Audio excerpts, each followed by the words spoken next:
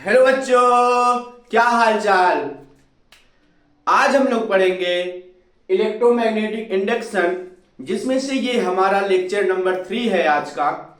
आज हम लोग पढ़ेंगे सेल्फ इंडक्टेंस एंड इंडक्टर के बारे में। जैसा कि हम लोगों ने इलेक्ट्रोस्टैटिक में पढ़ा था, जब हम लोग इलेक्ट्रोस्टैटिक पढ़ रहे थे, इलेक्ट्रोस्टैटिक में हम लोग पढ़े थे रेजिस्टेंस के बारे में ना। और उसके बाद जब हम लोग इलेक्ट्रोस्टैटिक के बाद उसमें करंट इलेक्ट्रिसिटी का चैप्टर पढ़े, उसमें हम लोगों ने पढ़ा रेजिस्टेंस के बारे में और पढ़ा हम लोगों ने कैपेसिटर के बारे में। तो जिस प्रकार से हम लोगों ने रजिस्टर को पढ़ लिया था, कैपेसिटेंस को जान लिया था अपने इलेक्ट्रोस्टैटिक में, मैग्नेटोस्टैटिक में एक बात आती है इंडक्टर। जैसे रजिस्टर होता है, कैपेसिटर होता है, ठीक उसी प्रकार से रजिस्टर क्या होता है, वो चीजें हम लोग लेक्चर नंबर 3 इलेक्ट्रोमैग्नेटिक इंडक्शन में आज पढ़ेंगे। तो इसके पिछले वाले वीडियो में हम लोगों ने पढ़ा था Faraday first law of EMI, Faraday second law of EMI, Lenz law, और उस पर कुछ क्वेश्चन किए थे। आज हम लोग पढ़ेंगे सेल्फ इंडक्टेंस एंड इंडक्टर। तो welcome to our YouTube channel physics touch. मैं आपका अपना हिमांशु सर, जो कि आज लेक्चर पढ़ रहे हैं हम लोग इलेक्ट्रोमैग्नेटिक इंडक्शन। तो हेडिंग फटाफट सब लोग लगाइए, कॉपी पेन लेके बैठ जाइए, हेडिंग लगाइए, समझिए इंडक्टेंस क्या होता है और इंडक्टर क्या होता है ना। Self inductance and inductor. Inductor का साइन जैसा कि आपको बोर्ड पे देखने को सिंबल बना हुआ है ना, तो ये क्या है, ये कॉइल ऐसी फिगर बनी हुई है, ये है हमारा पूरा इंडक्टर। ये फिगर है हमारे इंडक्टर का। इंडक्टर को ऐसे शो किया गया है बुक में हमारे। तो इंडक्टर कुछ इस टाइप से होता है। इंडक्टर हम लोग जानते हैं कुछ इस प्रकार से हुआ, और इसमें बह रही है इंड्यूस्ड करंट। इंड्यूस्ड करंट कहां से आई? इंड्यूस्ड करंट हमारी आती है कि जब किसी मैग्नेटिक फील्ड में कोई कॉइल रखा जाता है तो उसमें इलेक्ट्रोमैग्नेटिक फोर्स इंड्यूस्ड हो जाती है ना। तो यहाँ पर इंड्यूस्ड करंट आई, और ये क्यों आई? ये तभी आती है जब हम लोग इसमें इलेक्ट्रिक करंट फ्लो कराते हैं और उसका मान कम ज्यादा होता रहता है। हमारे करंट की वैल्यू अगर इंक्रीज और डिक्रीज करती रहती है तो वहां पर हमारी इंड्यूस्ड करंट जनरेट हो जाती है। लोग हम पढ़े थे, तो वेरिएबल चेंजिंग, जो हमारा करंट है वो चेंज होता रहे तो सिर्फ इंड्यूस्ड करंट जनरेट हो जाती है, जो कि यहाँ पर इंड्यूस्ड करंट इसमें आ जाएगी स्क्वायर में ना। तो हम लोगों ने ये ऑब्जर्वेशन किया। तो केस नंबर 1 देखते हैं। केस नंबर 1 में क्या है? केस नंबर 1 में है कि हमारे पास अगर कोई इंडक्टर है, इंडक्टर बना लीजिए कुछ इस प्रकार से। अगर हमारे पास इंडक्टर है जिसमें आई एम्पियर की हमारी इलेक्ट्रिक करंट फ्लो कर रही है, एक इंडक्टर है जिसमें आई एम्पियर की इलेक्ट्रिक करंट फ्लो कर रही है। मैंने आपको बताया था कि इंड्यूस्ड करंट यानी कि ईएमएफ इंड्यूस्ड जहां पर जनरेट होती है वह उसी का अपोजिट होती है जिसके कारण वह जनरेट होती है। वो वाला रूल पढ़े थे, लेंस लॉ ना, किड्स किल्स फादर, यानी कि इंड्यूस्ड करंट उसी का विरोध करेगी जिसके कारण वह उत्पन्न होगी ना। तो देखिएगा, अगर इंड्यूस्ड करंट इस डायरेक्शन में अगर है, इसकी करंट अगर इस डायरेक्शन में फ्लो कर रही है तो इंड्यूस्ड करंट इस डायरेक्शन में लगेगी, उल्टा। इंड्यूस्ड करंट की डायरेक्शन की उल्टी डायरेक्शन में हमारी इंड्यूस्ड करंट लगने लगती है, ठीक। और ये है हमारी करंट की दिशा, कुछ ऐसे। इस साइड करंट जा रही तो उस साइड से हमारी इंड्यूस्ड करंट जनरेट हो जाएगी। और जब यह इंड्यूस्ड करंट जनरेट होती है तो किसको अपोज करती है? मैग्नेटिक फ्लक्स को। तो मैग्नेटिक फ्लक्स है हमारी, जो कि वेरिएबल है हमारा करंट, तो करंट को ये क्या करेगा? कम कर देगा, डिक्रीज कर देगा।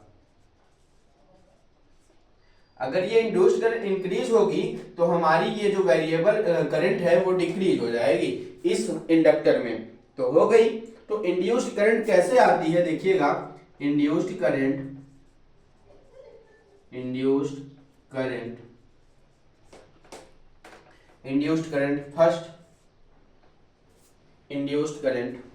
फर्स्ट लिखिए। अपोज ग्रोविंग करंट, अपोज किसका विरोध करती है? अपोज ग्रोविंग करंट, यह हमेशा करंट को अपोज करती है, जो कि जो करंट इसमें बहती है ना, उसको हमेशा इंड्यूस्ड करंट क्या करती है, कम करने का प्रयास करती है। दूसरी बात यह है support dying current. Support dying current, support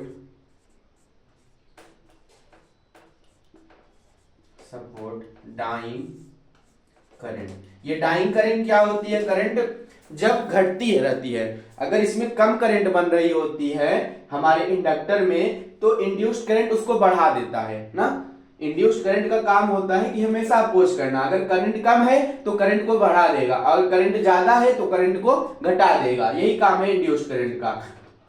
induced current का दो काम है कि जब करंट अगर ज्यादा है हमारे इंडक्टर में तो उसको कम कर देती है, और जब कम है तो उसको इंड्यूस्ड करंट बढ़ा देती है। ये इसमें बात होती है इंड्यूस्ड करंट की।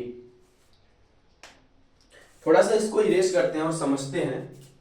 ये तो केस नंबर 1 हो गया, इसको नोट्स हम डाल देंगे व्हाट्सएप ग्रुप में अपने। अब समझिए, देखिए अगर हमारे पास कोई इस प्रकार से कंडक्टिंग कॉइल है, उसमें करंट फ्लो कर रही है क्लॉकवाइज, और इसके अंदर मैग्नेटिक फील्ड जनरेट है, इसके अंदर मैग्नेटिक फील्ड है और ये कुछ कॉइल है जिसमें करंट फ्लो कर रही है। अगर इसमें I इंक्रीज है, हमारी करंट ज्यादा है, I इंक्रीज, अगर इसमें हमारी करंट ज्यादा है तो इसका मतलब यही हुआ कि हमारी जो मैग्नेटिक फ्लक्स है वो भी ज्यादा है। इसका मतलब ये हुआ फाई भी हमारी क्या करेगी, इंक्रीज है ना। आप लोग जानते हैं जहां पर करंट ज्यादा बहती है वहां पर मैग्नेटिक फील्ड ज्यादा होती है। मैग्नेटिक फ्लक्स यानी कि इस सरफेस के अंदर से बहुत सारी मैग्नेटिक फ्लक्स पास कर रही हैं, तो फाई भी हमारा इंक्रीज करेगा, बढ़ेगा, ठीक है। उसके बाद जानते हैं कि फाई भी हमेशा अपोज करता है हमारे इंड्यूस्ड करंट को, और यहां से इंड्यूस्ड करंट हमारी जनरेट हो जाती है। इंड्यूस्ड करंट बन जाएगी फाई भी, अगर है तो इंड्यूस्ड करंट जनरेट होगी, और इंड्यूस्ड करंट बनने के बाद इंड्यूस्ड ईएमएफ लिख सकते हैं इसको, इंड्यूस्ड ईएमएफ बन जाएगी कुछ ऐसे। इंड्यूस्ड करंट बनने के बाद यहां कुछ होगा, इंड्यूस्ड करंट बनेगी, इंड्यूस्ड करंट बनेगी। इंड्यूस्ड करंट बनने के बाद अगर लेंज लॉ लगाते हैं, लेंज लॉ क्या बताता है, इंड्यूस्ड करंट जिसके कारण उत्पन्न होती है उसी का विरोध करती है। लेंज लॉ में हमने आपको यही पढ़ाया है कि induced EMF is always oppose that will be producing it, यानी कि जिसके कारण वह उत्पन्न होती है उसी के कारण उसी को वो अपोज करती है, विरोध करती है। लेंज लॉ यही बताता है। तो इंड्यूस्ड करंट हमारी जनरेट हुई मैग्नेटिक फ्लक्स का कारण, तो मैग्नेटिक फ्लक्स हमारा अगर इंक्रीज कर रहा है यहाँ पे, तो लेंज लॉ के बाद ये हो जाएगा डिक्रीज करने लगेगा, will decrease primary current, will decrease primary current. तो हमारी ये जो मैग्नेटिक फ्लक्स है ये घटने लगेगी, किसके कारण, इंड्यूस्ड करंट के कारण, ठीक। इसको बना लीजिए। और आप लोग जानते हैं कि मैग्नेटिक फील्ड लाइंस हमेशा डायरेक्टली प्रोपोर्शनल होती हैं I के, ओके। तो अगर ये डिक्रीज करेगा तो इसका फिगर कुछ ऐसे बन जाएगा। अब इस साइड जा रही थी करंट, इस साइड आने लगेगी, आई कुछ इस साइड आने लगेगी ना, तो यही फिगर कुछ उल्टा बन जाएगा हमारा। क्यों बना, क्योंकि जो हमारी इंड्यूस्ड ईएमएफ जनरेट हुई वो मैग्नेटिक फ्लक्स को कम कर दी तो हमारी इलेक्ट्रिक करंट भी कम हो जाएगी, तो हमेशा उल्टी डायरेक्शन में वो चलने लगेगी, ओके, इसको लिख लीजिए, इसको इरेज करते हैं, आगे समझते हैं। ठीक, इसको इरेज कर रहा हूं।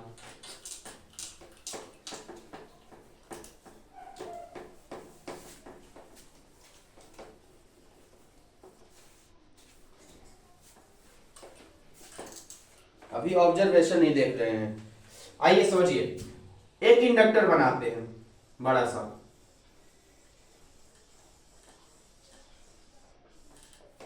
एक इंडक्टर बनाया हम लोगों ने ना, तो इसमें नंबर ऑफ टर्न्स कितने हैं, n है। ये देखिए कॉइल से कितनी बार लपेटे गए हैं, पता नहीं कितनी बार, मान लिया हम लोग n बार लपेटे गए, तो एक को पकड़ लेते हैं।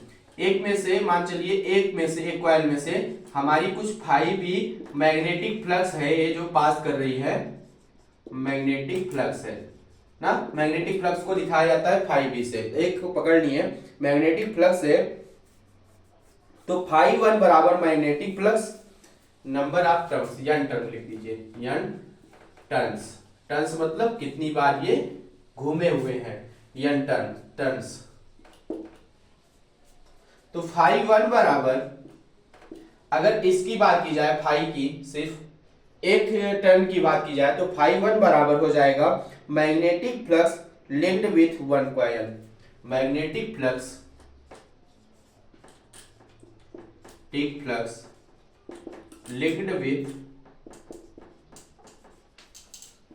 with one coil। Phi two क्या मिलेगा, फाई टी, यानी कि टोटल नंबर ऑफ टर्न्स की बात की जाए तो क्या फार्मूला बनेगा, फाई टी। फाई क्या है, फाई है हमारी मैग्नेटिक फ्लक्स। तो अगर टोटल पे मैग्नेटिक फ्लक्स यहां से यहां तक पूरे कंडक्टर में मैग्नेटिक फ्लक्स की बात करें तो कितना आएगा, तो फाई टी, फाई यानी मैग्नेटिक फ्लक्स टोटल बराबर क्या कर देंगे, n टर्न्स है, तो टोटल फ्लक्स बराबर हो जाएगा n फाई। टोटल फ्लक्स बराबर हो जाएगा n फाई ना। फाई है हमारी मैग्नेटिक फ्लक्स, n है नंबर ऑफ टर्न्स, तो n इंटू फाई बराबर आ जाएगा हमारा टोटल मैग्नेटिक फ्लक्स। ओके, और ये जो फाई टी होता है बच्चा, फाई टी डायरेक्टली प्रोपोर्शनल होता है आई के, करंट के। मैग्नेटिक फ्लक्स हमेशा उसी का विरोध करती है जिसके कारण वह जनरेट होती है। तो अगर हम लोग जानते हैं कि डायरेक्टली प्रोपोर्शनल का साइन हटता है तो एक कांस्टेंट वैल्यू आती है यहाँ पर आई, वो क्या, एल। यहाँ पर हमको वो कांस्टेंट वैल्यू एल मिली। एल क्या है, एल बराबर coefficient of inductor, coefficient of inductance, coefficient of inductance. तो ये डायरेक्टली प्रोपोर्शनल का साइन हटाने पर हमको एक कांस्टेंट वैल्यू मिली, वो मिली हमको क्या, यल। यल क्या है, यल को नाम दे रहे हैं कोएफिशिएंट ऑफ इंडक्टेंस ना, कोएफिशिएंट ऑफ इंडक्टेंस। ओके, इसको छाप लीजिए। अब आगे बढ़ते हैं हम लोग, थोड़ा सा इसी में अगर और देखें तो इस साइड क्या मिला है, n फाई बराबर रख सकते हैं, n फाई बराबर l आई, n फाई बराबर l आई। अगर l को इस साइड ले ले तो कोएफिशिएंट ऑफ इंडक्टेंस l बराबर आ जाएगा n फाई अपान आई, n फाई अपान का आई। ये होगा किसका फार्मूला, कोएफिशिएंट ऑफ इंडक्टेंस का। अगर यल की यूनिट यूनिट ऑफ यल, इसकी यूनिट क्या आएगी, यल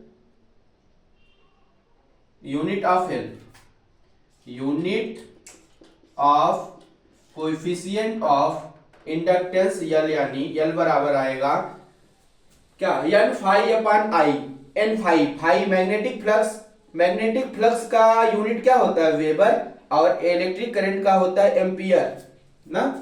तो यहां से हो जाएगा एन फाई, फाई का यानी कि मैग्नेटिक फ्लक्स बराबर होता है क्या, मैग्नेटिक फ्लक्स बराबर होता है वेबर, और करंट का यूनिट होता है एम्पियर, एम्पियर। तो वेबर पर एम्पियर इसका यूनिट हो जाएगा, और इसी वेबर पर एम्पियर को बोलते हैं हेनरी। क्या बोलते हैं, हेनरी। हेनरी को दिखाते हैं कैपिटल एच से। हेनरी को दिखाते हैं किससे, कैपिटल एच से, हेनरी। तो यल का यूनिट होगा, यल है हमारा कोएफिशिएंट ऑफ इंडक्टेंस, और इसकी यूनिट होगी क्या, इसकी यूनिट होगी हेनरी।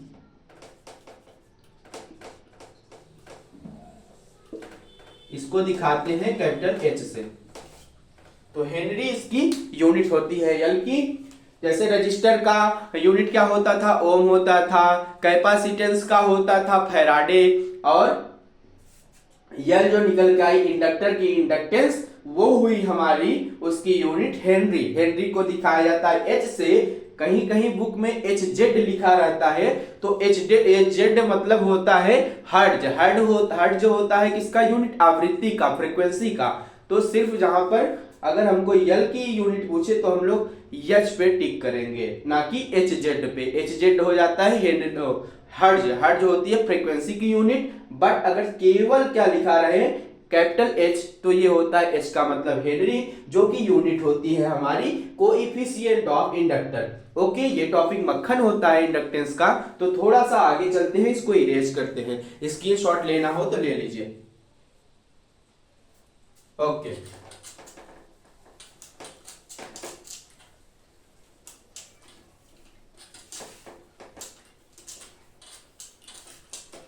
आइए अब आगे चलते हैं, थोड़ा समझिएगा।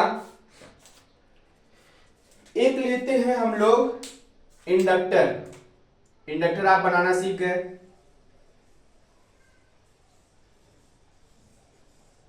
ये इंडक्टर हो गया। इंडक्टर में क्या कर रही है, इलेक्ट्रिक करंट फ्लो कर रही है आई एम्पियर की ना। और ये जो है हमारी करंट, ये चेंज हो रही है, चेंज हो रही है। चेंज मतलब कभी ज्यादा हो रही है हमारी करंट, कभी कम हो रही है इस इंडक्टर में। तो वही फिर से हम लोग एक मैग्नेटिक फ्लक्स ले लेते हैं, ये वाला phi B, magnetic flux phi B, या फिर कह लीजिए फाई वन। तब क्या होगा, तो induced EMF, induced EMF, induced EMF, ध्यान से देखिए, इंड्यूस्ड ईएमएफ की बात करते हैं अब हम। इंड्यूस्ड ईएमएफ फार्मूला देखिएगा, तो E बराबर minus d phi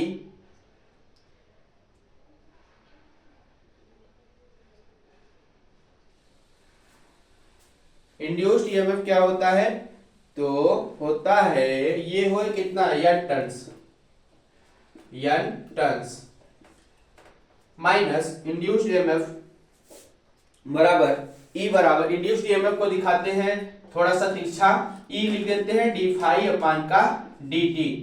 D phi अपान का dt फार्मूला हम लोग पढ़े हैं। ये फार्मूला तो पढ़ा दिया था कल मैंने, Faraday second law of EMI से जो निकल के आया था, इंड्यूस्ड ईएमएफ बराबर E बराबर माइनस डी फाई डी अपान dt। ये फार्मूला आप लोग पढ़ चुके हो। तो यहाँ पर फाई टी, अभी इसके पहले जस्ट हम लोगों ने जहां यल की वैल्यू निकाली थी, वहां पर फाई टी की वैल्यू हम लोगों ने निकाली थी कि एन फाई बराबर कितना आया था, एन फाई बराबर आया था क्या, एल आई। तो फाई टी की जगह पर रख दीजिए, तो फाई टी की वैल्यू आई थी एल आई, तो L I upon D t, L phi upon D t. ये आया था phi t directly proportional I के था वहां पर, तो फाई टी बराबर आया था एल आई ना। तो यही रख दीजिए फाई टी की जगह, फाई टी बराबर एल आई रख दिया, ई बराबर minus D L I upon का डी टी। और क्या करेंगे इसमें, तो ई बराबर निकल के आ जाएगा L D I upon D T. तो ई बराबर एल डी आई अपान का डी टी माइनस में, minus L D I upon D T. और इसी को अगर हम लोग माड में कर दें, एल बराबर सॉरी E बराबर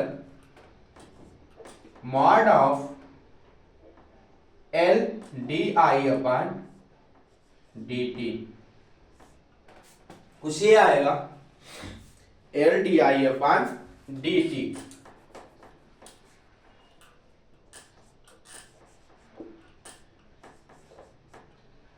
ये फार्मूला बनता है इंड्यूस्ड ईएमएफ इंडक्टर के लिए। ओके, लिख लीजिए इसको।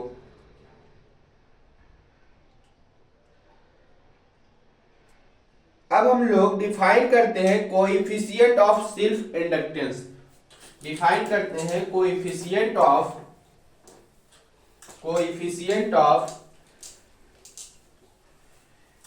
सेल्फ इंडक्टेंस को। Define coefficient of self inductance.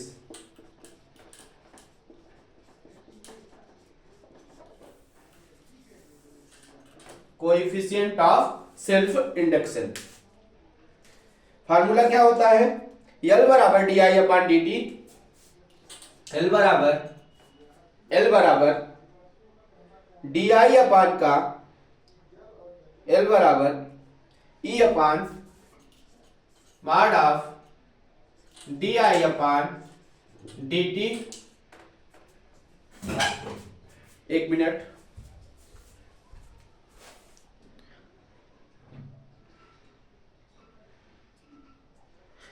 Define coefficient of self inductance.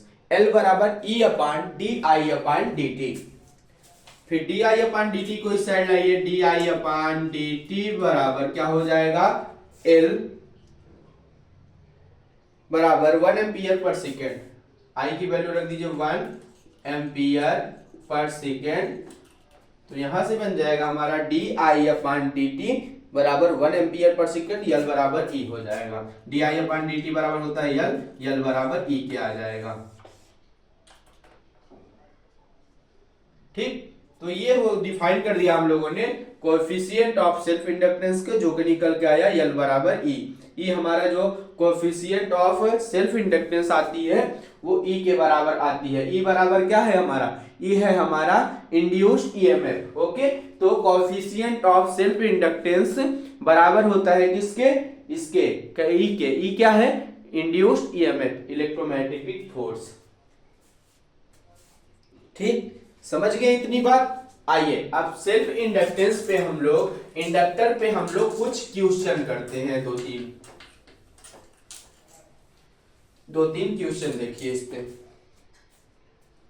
Question number 1, question number 1 लिखिए। एक इंडक्टर दिया है, कुछ ऐसे एक इंडक्टर दिया है ना, जिसमें हमारी करंट फ्लो कर रही है। करंट फ्लो कर रही है, ये पॉइंट ए है, ये पॉइंट बी है। आई एम्पियर की करंट फ्लो कर रही है और यल बराबर 2H दिया है। यल बराबर 2H, यानी कि कोएफिशिएंट ऑफ सेल्फ इंडक्टेंस दिया है कितना? 2 हेनरी। 2 हेनरी इसका इंडक्टेंस दिया गया है। तो पूछ रहा है, और डी आई बराबर दे रहा है क्या? D I upon D t बराबर दे रहा है कितना? D I upon D T 4 ampere per second. 4 ampere per second पूछ रहा है। Find induced EMF. Find induced EMF बताइए। तो सॉल्व करिए फार्मूले से। फार्मूला क्या था? E बराबर L D I upon D T. E बराबर एल डी आई अपान का डी टी, यही फार्मूला भी जस्ट हम लोग पढ़े। तो फार्मूले पर वैल्यू रख दीजिए। एल की वैल्यू 2H और हमारी D I upon D T दिया है 4, यहां से आ जाएगा 8 वोल्ट ना। इसकी वैल्यू आती है वोल्ट में, तो 8 वोल्ट आई।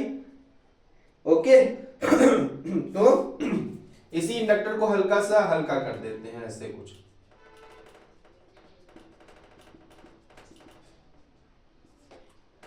एक बैटरी जोड़ दीजिए जिसकी पोटेंशियल होगी कितनी? 8 वोल्ट। 8 वोल्ट की हमारी इंडक्टेंस इंड्यूस्ड करंट इस साइड बहने लगेगी, जो कि इस करंट को 8 वोल्ट से डिक्रीज कर देगी। ओके, तो ये आएगा इसका आंसर 8 वोल्ट। इरेज करते हैं, क्वेश्चन नंबर 2 लिखिए।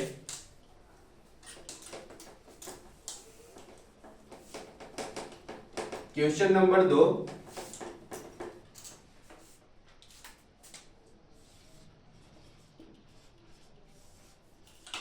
एक इंडक्टर दिया गया है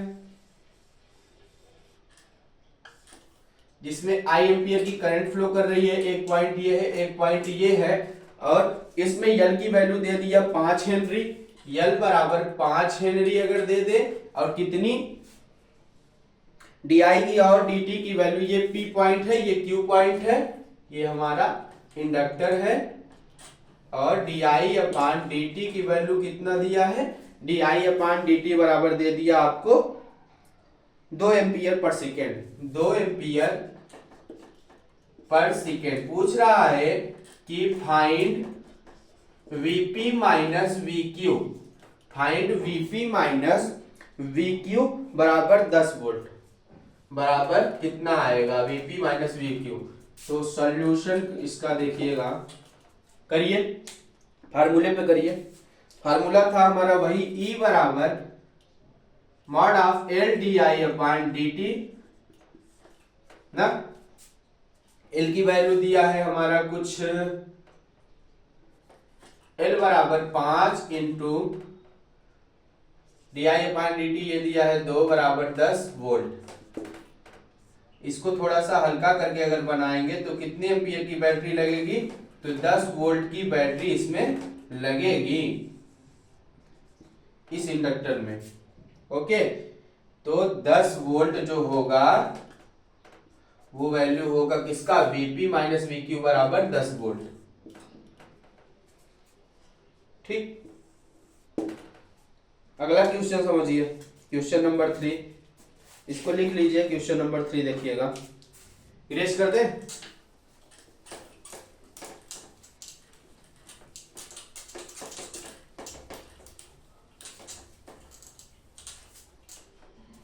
क्वेश्चन नंबर 3,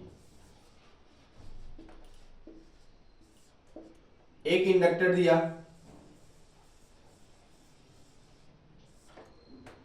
एक इंडक्टर दिया, और इंडक्टर में 2 पॉइंट है, P पॉइंट, Q पॉइंट। यल बराबर कितना दे रहा है, यल बराबर 2H, और दिया है D I upon D t बराबर -2 एम्पियर पर सेकेंड। फाइंड, अब कर रहा है कि फाइंड Vp माइनस Vq बराबर वाट। तो सॉल्व करिए, बताइए क्या आएगी वैल्यू। वीडियो को पॉज करिए और इसको आप लोग करके बताइए जल्दी से, कितना आएगा, 4 वोल्ट कि -4 वोल्ट? 4 वोल्ट आएगा कि -4 वोल्ट? कमेंट बॉक्स में फटाफट कमेंट करिएगा।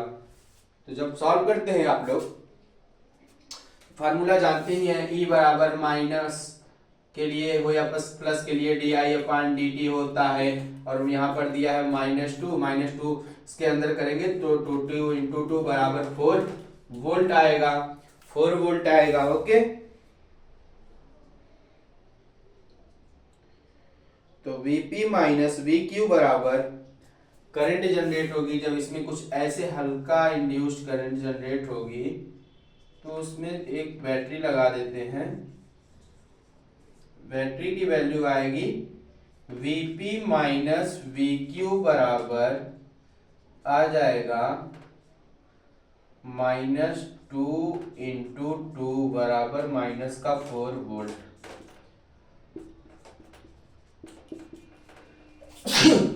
सॉरी, तो -4 वोल्ट आएगा ना। कितनी वैल्यू आएगी, -4 वोल्ट। क्यों आई -4 वोल्ट? जिस भी लेंज लॉ अब लगाते हैं, इसमें लेंज लॉ क्या बताता है कि इंड्यूस्ड करंट उसी का विरोध करती है जिसके कारण वह उत्पन्न होती है। तो उसका कारण ये था कि उसमें इलेक्ट्रिक करंट जो थी वो 4 एम्पियर की बह रही थी, तो इंड्यूस्ड करंट उसको -4 से उसको दबाना चाहेगी, तो वैल्यू कितनी आएगी, -4 वोल्ट। ठीक, इरेज करते हैं। अगला क्वेश्चन एक और करिए, आज का लास्ट क्वेश्चन है। आज हम लोगों ने समझा क्या वो भी बताते हैं, तो एक क्वेश्चन और करते हैं अभी। लिखिए क्वेश्चन नंबर 4।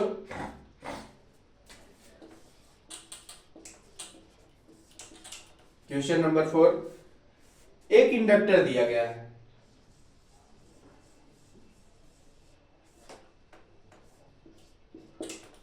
एक इंडक्टर दिया गया है, ए और बी पॉइंट है। इस बार करंट यहां से ना फ्लो कराकर किस साइड से कराते हैं, उल्टी डायरेक्शन में।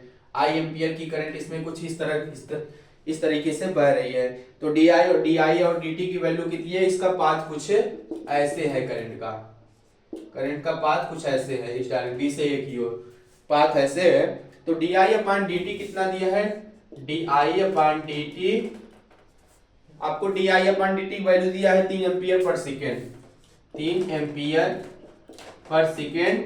पूछ रहा है क्या, फाइंड करना है आपको इंड्यूस्ड करंट किसके किसके बीच में, V A minus V B, find V A minus V B. करिए सॉल्व करके बताइए कितना आंसर आएगा।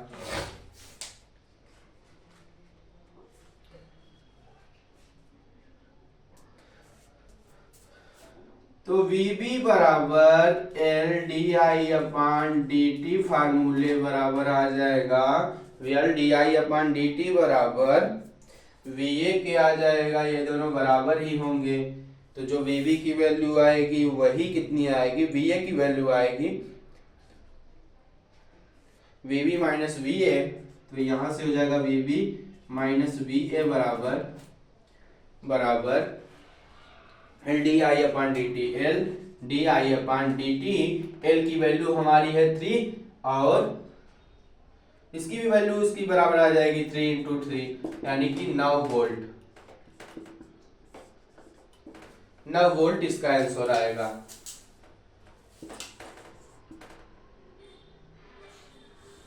ठीक, आज की क्लास आप लोगों को कैसी लगी कमेंट बॉक्स में जरूर कमेंट करिएगा, और जो भी लोग नए हैं वो हमारे चैनल से जुड़े रहें और सब्सक्राइब कर ले, जो लोग नए हैं नहीं सब्सक्राइब किए हैं यूट्यूब चैनल को हमारे। तो आज लेक्चर नंबर 3 था, जिसमें हम लोगों ने पढ़ा इंडक्टर के बारे में, सेल्फ इंडक्टेंस के बारे में, यल क्या होता है, यल होता है कोएफिशिएंट ऑफ इंडक्टेंस, उस पर कुछ क्वेश्चन किए, और इंडक्टर के बारे में हम लोगों ने सीख लिया कि किस प्रकार से इंडक्टर में करंट अगर जनरेट हो रही है तो हमेशा वह किसको अपोज करती है, इंड्यूस्ड ईएमएफ हमेशा अपोज करती है मैग्नेटिक फ्लक्स को। मैग्नेटिक फ्लक्स अगर है उसमें इंडक्टर में तो उसमें करंट थोड़ी बहुत वेरिएबल अगर होती रहती है, तो हमारा इंड्यूस्ड ईएमएफ अगर ज्यादा है तो करंट को कम करता है, अगर इंड्यूस्ड ईएमएफ कम है तो करंट इंडक्टर में अगर बह रही है कम बह रही है तो उसको तेज कर देता है। बस यही था आज का क्लास लेक्चर नंबर 3। अब नेक्स्ट लेक्चर में हम लोग पढ़ेंगे इसके आगे जो भी होगा। आज के लिए बस इतना ही, आप लोग पढ़ते रहिए और आगे बढ़ते रहिए। मिलता हूं नेक्स्ट लेक्चर में, तब तक के लिए खुश रहिए, मस्त रहिए। जय हिंद।